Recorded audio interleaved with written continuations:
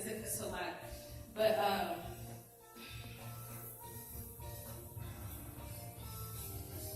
he said that the brick ceiling over us was old altars that we can't worship on anymore. And I started crying, and I asked the Lord, I said, why did you destroy the altars? And how are we supposed to worship now?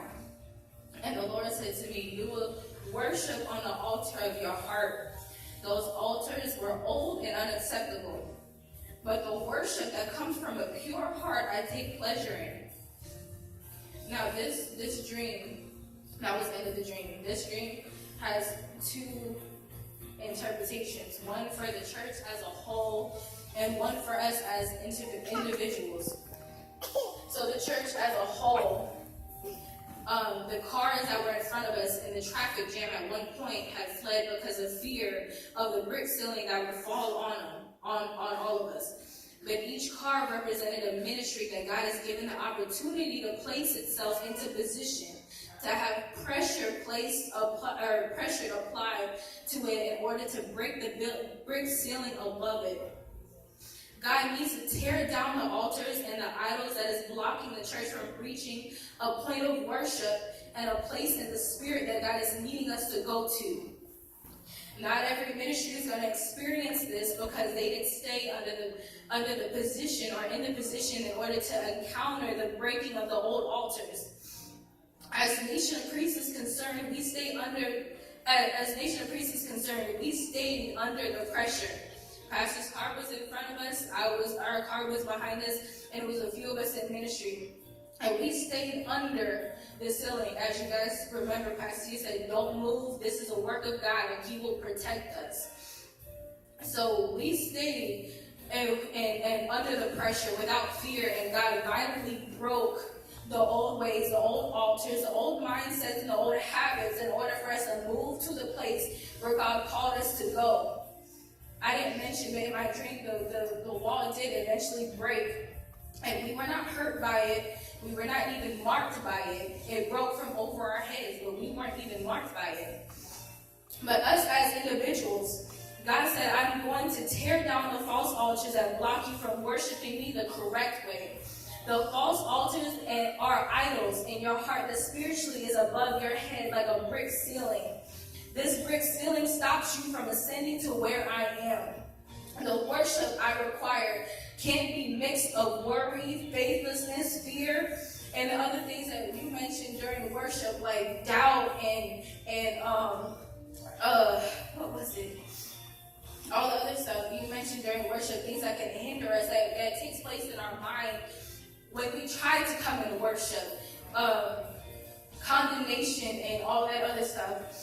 And so the Lord said that the worship I require can't be mixed with any of that. The worship I require in this hour will come from the altar of a pure heart at all times.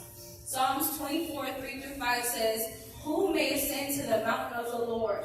The one who has clean hands and a pure heart, the one who has not set his mind, altar, or heart on what it is false, and who has not sworn deceitfully. What does God consider false?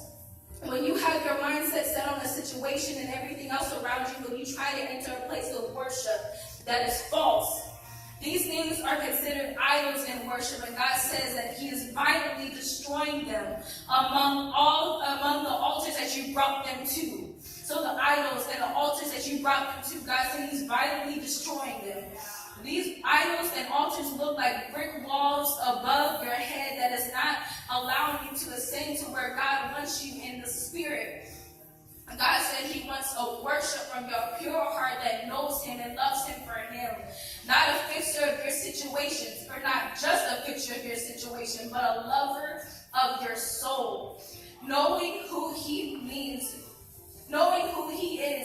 means knowing that when you worship with the expectation and the longing to encounter Him, your situation has to come subject automatically.